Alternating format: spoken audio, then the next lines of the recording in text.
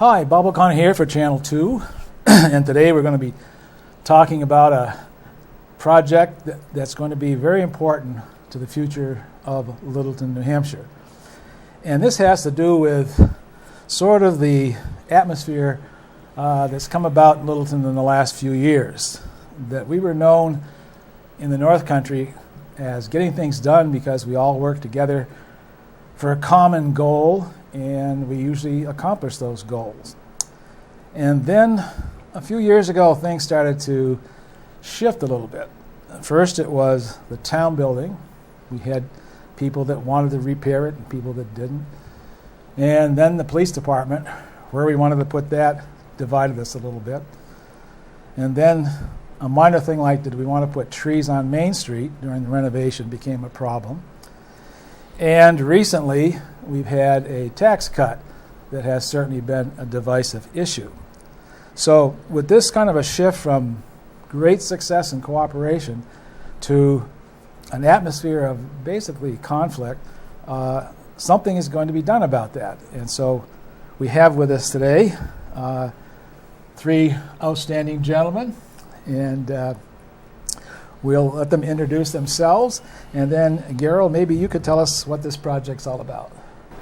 Okay. I'm Mel Brooks. I'm Gerald Wynn. Steve Kelly.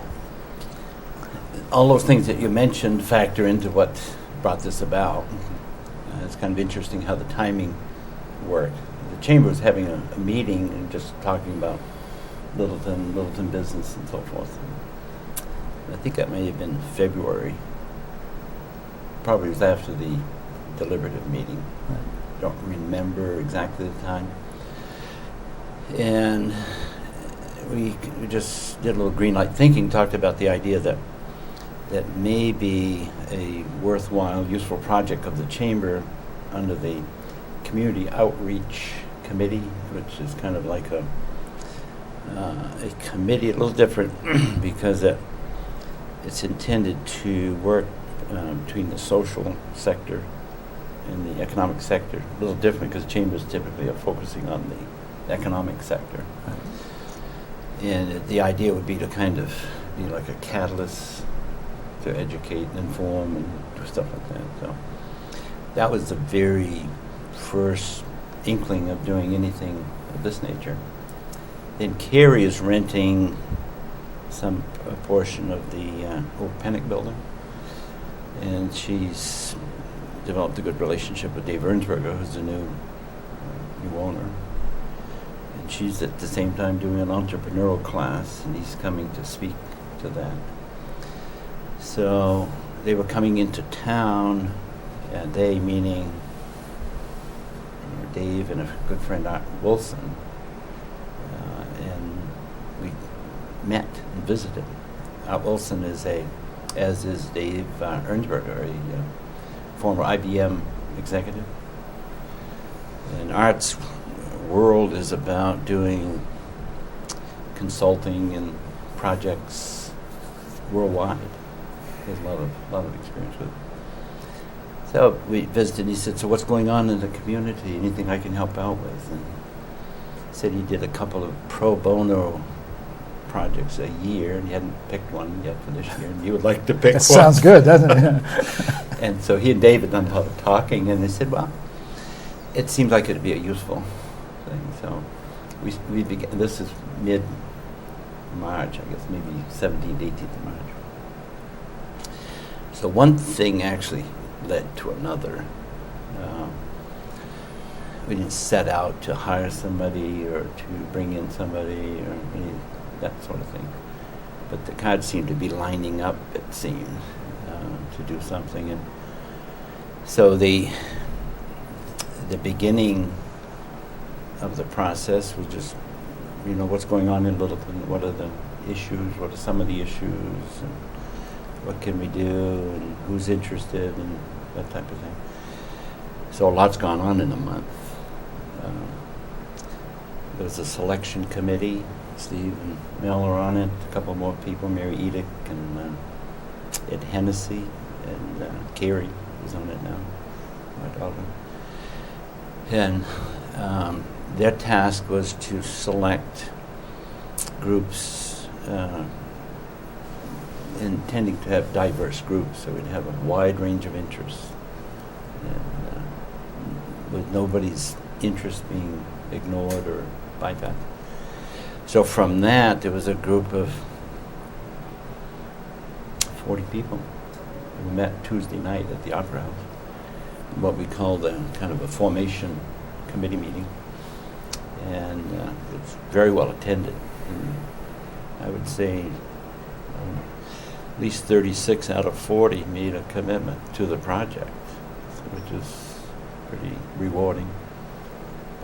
The project actually begins May 19th, the first date of it, and it goes May 19th, 20th, 21st, then there's a little recess. We get feedback on June 7th, consolidation of what came out of that meeting, then meet again as a group on June 23rd with interim summaries and that type of thing.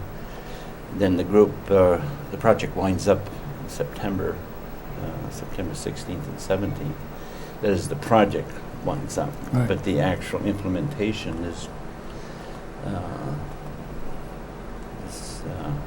it's unclear how long it's going to take to implement all this stuff. Right. Now, if everything works out to the best of everyone's abilities, what do you see the changes in the town of Littleton? We've talked a lot about symptoms versus causes or root cause, the cause that precedes the symptom or the effect. And we've identified a number of symptoms, relationship issues, divisions, not seeming to get along, and maybe have the same overall goal, but want to get at it differently. Yeah, that's the thing that's amazing is that, taping these meetings, I've been to all of them, so just recently, and I've got someone to cover it. But everybody on both sides of the issue is looking out to make the town better. I mean, Well, see, it's just that we don't agree on the methods, but basically everyone's goal is to make Littleton a great town. You also have to define what better is. I don't think everybody's definition of better is necessarily the same. A good point. Yeah, that's true. I was looking at kind of the goals that the chamber has, that Littleton is a good place to settle down. It's a good place to have a business, a good place to live, and I don't think anyone would argue with that. But again, how good? Well, I think you're right. We want, I believe everybody wants the best for the town. We love Littleton, and this group seemed to be committed to putting the focus on the common good of the entire community. And Steve's right, and that therein lies Yeah. probably the biggest task we have, to figure out what is best. And not to say that that definition of good is, polarizing either, but I think there's a working area in the center that, not everybody would agree that, it probably we'd all agree as to what is good. Good has an affordability tag on it to some degree, and we all want it to be good, and I think it certainly can be. It's just a question of, a lot of the issues that we're talking about in the town have to do with readiness.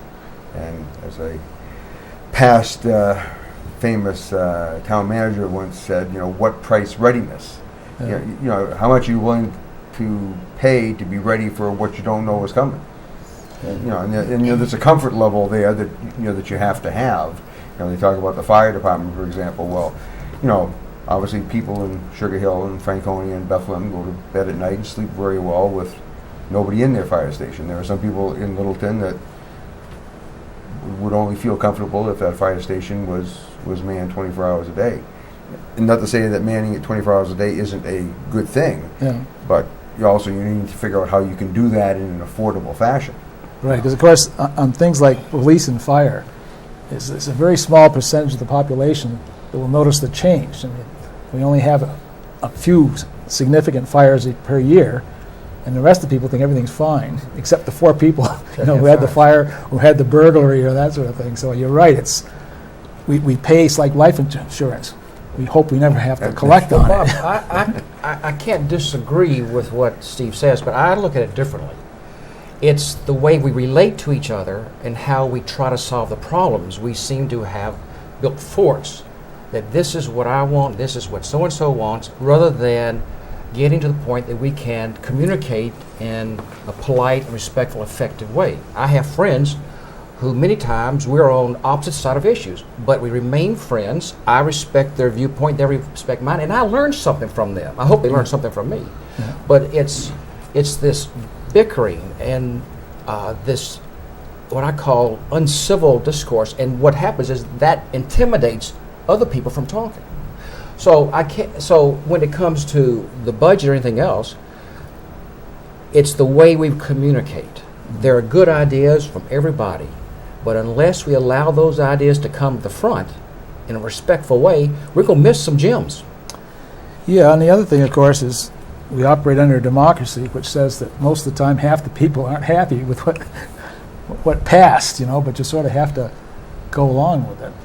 And not that if you see something that passed that you think is dangerous, or you certainly would bring that up, but under normal conditions, you say, well, I've gone through several presidential elections, and my candidate didn't win, but Somehow you made it through the next 4 yeah, years. you make it through there. The person is the president, and they're again hoping, they're trying to do the best for the country, and you live with it. Yeah. As George Will has often been known to say, is the American system was not designed for rapid change. No. It's a slow-moving entity, and it's designed to move in a slow fashion in both directions. When it makes a mistake, it tends to move slowly in correcting that mistake. But obviously, the fact that it moved slowly when the mistake was incurred would also indicate that it ended up not being a bad mistake, because it's not like something that was irretrievable or something that you couldn't turn around.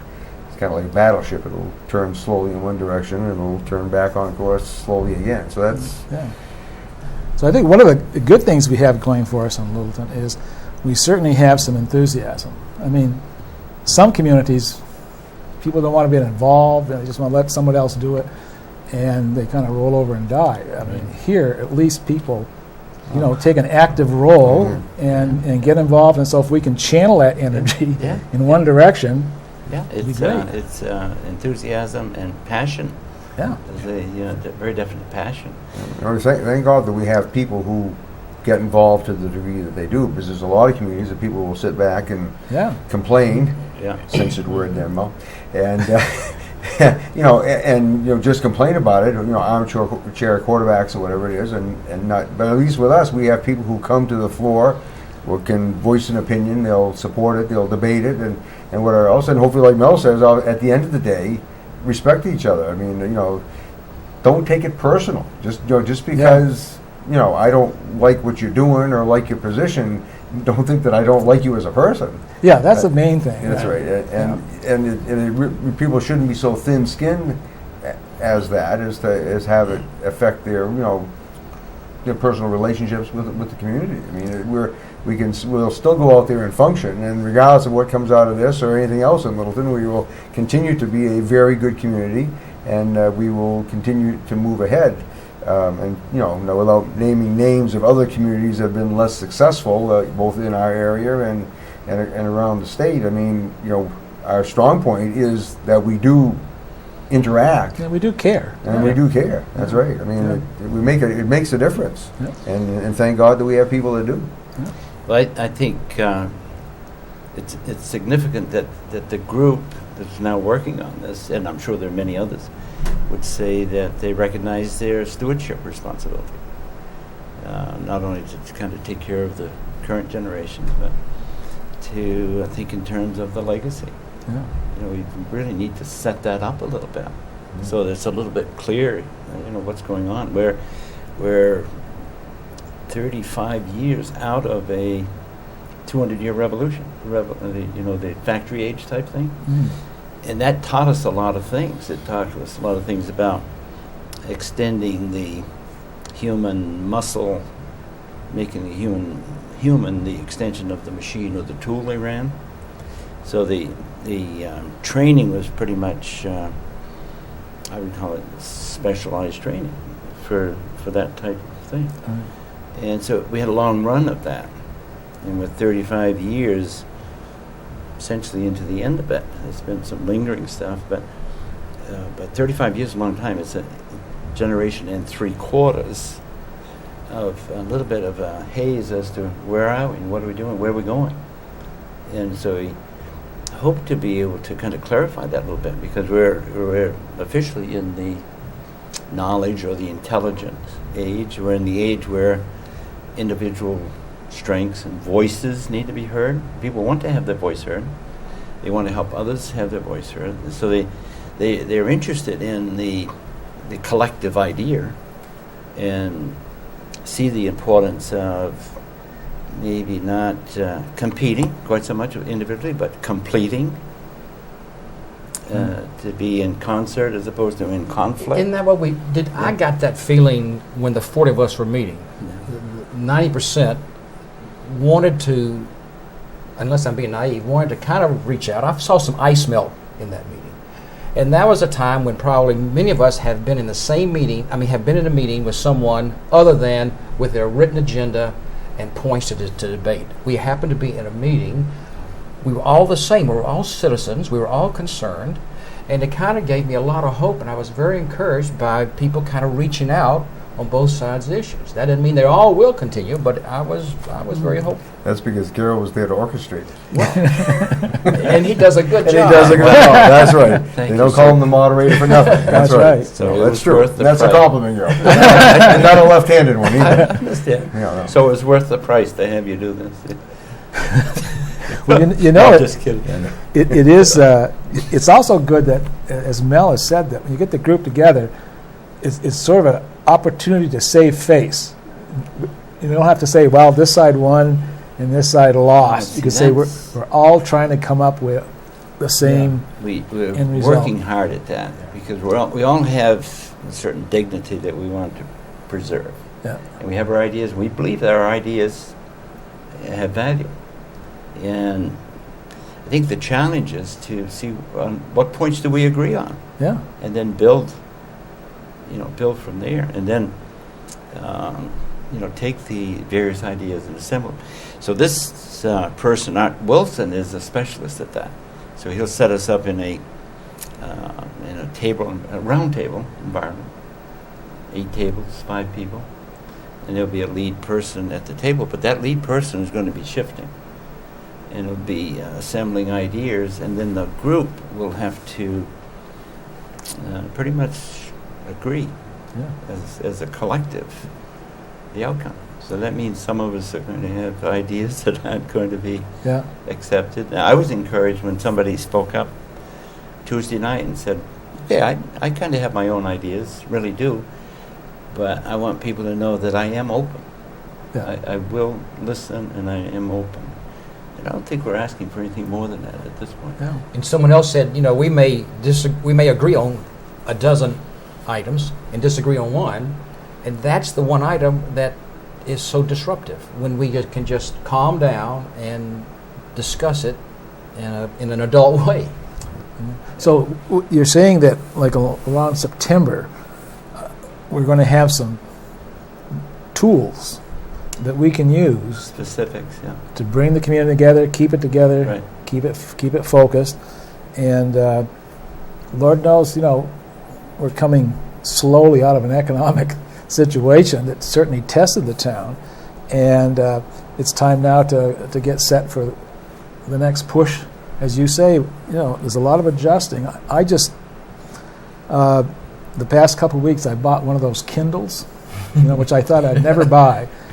And I get on there and find out it's got textbooks on there. Yeah. And so I downloaded them and looked, they're good textbooks. And they didn't cost anything. And I'm thinking, there's a change for schools. You may not be issuing $65 textbooks. You issue a Kindle and say all your textbooks are there, and every year we give you a whole new set. And you can take it home with you. And because I've got granddaughter comes home with a backpack that I couldn't carry, with all the books and things they need. And so you're right. It's a good time to get back on track and Yeah. get going. Well, the half-life of a product or service or idea seems to be diminishing and shortening very rapidly in the world I live in. Yeah.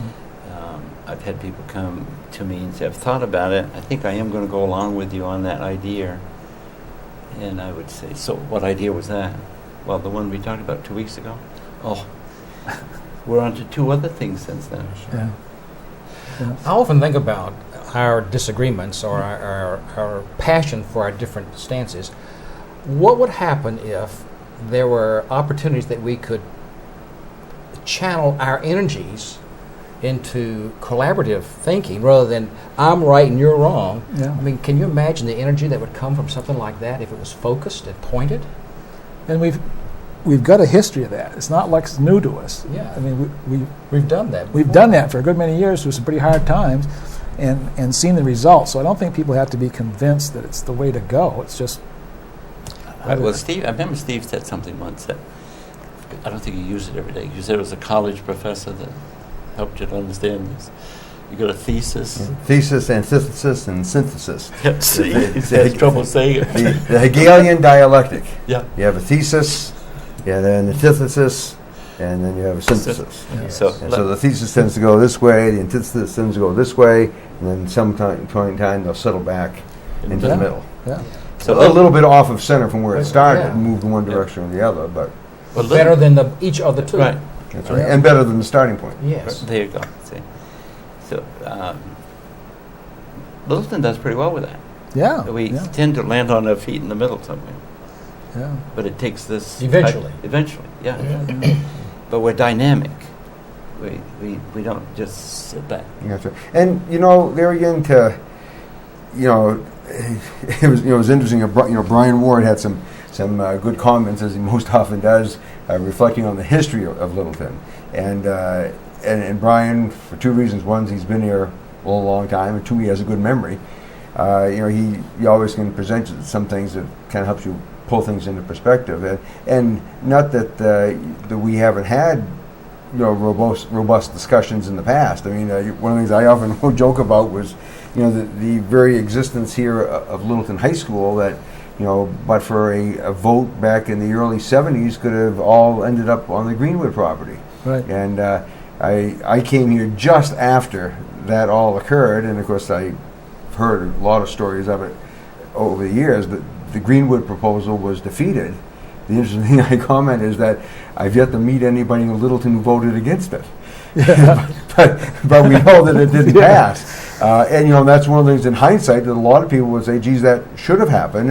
And had it happened, it would have affected a lot of things, not just in our community, but in the North Country, because most likely if that had happened, Profile High School never would have been built. We would have had a larger sense of community. Some people can debate whether that's a pro or a con, and I'm sure you would find people in Franconia, Beverly, Sugar Hill, and Easton who would be on both sides of that issue too. But those are those things in life. I mean, had that happened differently, that one item, it would have had a huge ripple effect in people's lives and in people's businesses. One of the things that you hear from kids who went to school prior to Profile being built, was the extent of their network of friends, that they had. My wife Suzanne, very friendly with kids from Eastern and Sugar Hill and Franconia. That most Littleton kids today don't have that connection because they aren't in the same classroom. So one change like that can have a huge effect on how a community and or an area develop. So that's just one example. And I'm not saying good or bad, but that was something that was obviously heavily discussed, and what the vote was is what the vote was, and it was democracy. And if it was 51-49, That's it. The 51 determined what was going to happen. And you talk about those moments. I remember when we first came here, there was an economic study done in the North Country, and it said it's either going to be St. Johnsbury or Littleton is going to be the economic center of the North Country. Right. And we kind of vied with that. And I think the crucial thing is when they said no to Walmart, and bingo, all of a sudden everything came over here. And so sometimes the decisions are are yours, and sometimes they're But- not. And you take it back one step beyond that, the sales tax question. You know, some people view our economic situation as being a revenue issue. There are others that obviously view it as being a spending issue. Yeah. Right. But I mean, for those who propose, if you would, that New Hampshire should have a sales tax, which personally I hope doesn't happen. I mean, there's two elements to that. One is the fact that we haven't had one forever, if you would, and that our economies along our borders have been developed based on that premise. So if you all of a sudden decided to impose a sales tax, you would change a lot of existing relationships. Yeah. And obviously the Walmart thing, I mean, all you have to do is go down to the Connecticut River Valley. I mean, whether it's Lancaster and Gilman or Guildhall, any of the communities there. You have Littleton and St. Johnsbury. You have Woodsville and Wells River. You have Lebanon and White River Junction. And it's not coincidence, if you would, that the large part of the economic activity ended up on this side of the river, because that's from when you consider most businesses are very fortunate to have a 6% bottom line at the end of the year, and if you have a sales tax of 6%, well, that's that's the whole bottom line. Of course, I think we're digressing a little bit. Yes. Well, no, not digressive. I mean, those are all It's the types related. of. They all Yeah. relate in terms of when right now we're discussing a bunch of issues that will affect the town of Littleton long into the future, Yeah. and something that may seem small or insignificant will have a ripple effect. It will determine how our kids Yeah. are educated, how they prosper in life, whether they stay in this community or move elsewhere, who we're going to be able to attract to this community. There's the decisions we make will have a long-lasting effect. And Yeah. those decisions are better when everyone's viewpoints are heard and then no one is ignored. Who knows who has the answer? We don't know. We may stifle that person from having an answer. And that's why calm debate, Yeah. some people describe robust and spirited debate differently than I do. It's not screaming and yelling. It's respectful discourse. Yeah. We have a solid infrastructure in Littleton. Even the interstate is pretty unusual to have, 4 exits off the highway into Littleton. Littleton's the hub, recognized hub. Some people refer to it as the capital of the above the nod. That's right. That sounds good, doesn't it? Yes. But we have a lot of things, intrinsic type things that are here, and we have a good rating, number 9 in the best small town ranking Yeah. in the country. So we have a lot of other things, and there are other surveys that even put us closer to the top. I'd like to see the top 8, Yeah, tell me. But Yeah. one thing. Lebanon is just to compare them. Yeah, I mean, it is true. If you think about, we have the interstate, and then, we've got the White Mountains, which are a tremendous attraction. attraction. People come from all over. And as you say, the infrastructure is solid. I mean, we've got great water, for instance, and that sort of thing. fresh air. And it's pretty, and you go around here, and we got activities going on. So, you do notice doctors, particularly, some of them come in and they say, why is this guy way up here in the boonies? Well, you By find out choice. he's a mountain climber, And so that we do have a lot to offer. And I just finished watching at the River's Edge about Steve's hometown of Berlin, and that's so sad to watch a town that's just going down and down and down. Now, granted, they may be coming back, but we've been going up and up and up, and that's the way we want to continue going. Well, a successful community has to have a good blend of the social sector and the economic sector to make it work. Littleton has a huge a lot of social capital in Littleton, a lot of volunteers, people doing things in the shadows that nobody ever knows about, fixing the flower pots and doing stuff, volunteer type stuff, Hundreds. because they love Littleton. I've seen people out on the highway, on the side roads with a bag. They could be doing anything, picking up trash because they care. Yeah. And we do, and that's Littleton. We care about stuff, and we care about the future for Littleton. So those are the kind of things we're targeting, and basically setting the table for it. for the work, so that when Art and Dave get here, that preparatory work will be pretty well done. So this is what I would call a defining moment for Littleton. It's an opportunity. We had said 40, kind of more magic in it, but 40 was a good working number. The group that the people without struggling, some volunteered, but we were up to 74 people, and we want to include everybody. So there will be opportunities for other people, for this group to expand Right. even further than we've already recognized. And there'll be people watching this program. We don't want to leave anyone out. If anyone feels like their interests are not being adequately represented, we want to hear about that. In other words, are we missing somebody? I don't think we are, but do you? No, I mean, I think so. We've made it clear that door is open. Nobody's being Excluded. no. Exclude. We certainly don't want to exclude anybody. So it looks good then that, it's like with alcoholics. They say until you can cure them, you got to hit bottom, and then you can start the cure. So let's hope this was our bottom, and we're going to pick up now and take off again, so that the communities around us will continue to look at Littleton as sort of the economic driver of the North Country and look to us for this is how you run a town, Right. get Well, things done. I think what Mel said is important. That is that Tuesday night, it wasn't that somebody stood up and felt like they had the gem of the evening or I won something here. Yeah. Because it wasn't about winning or losing. It was about being able to speak and the idea that maybe help is coming. Help is on its way. So Yeah. there's some kind of relief or some confidence in something that's a little more long range is ahead. Yeah. And that's really the plan. Well, that's That's good. where we're headed. Have we left anything out that we should mention before we close down? No, I had to say one thing, that when I leave Littleton on vacation or on business, when I come through the notch, I almost have to stop the car and get out and kiss the ground. I am so glad to get back. Those people live crazy lives out down south in Notch. You go to Atlanta, Georgia, I don't know what's happened there, but it's just so nice. A lot happened last night. Yes. Yeah. Yes. Yeah. It's just so nice to be a part of a vibrant, wonderful community.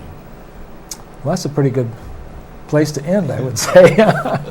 So I'd like to thank you, gentlemen, for being here today, and we hope that the people watching, that you'll keep track of this, keep an eye on our local newspapers and radio stations and television stations. And, of course, that's another big advantage Littleton has. We've got newspapers, radio, television, a whole bit.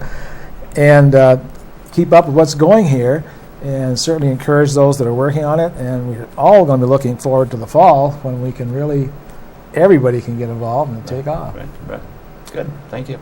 Thank you all for being here. Thank you, Bob, for hosting. Thank you. And keep watching Channel 2 because it is your television station and it's all real.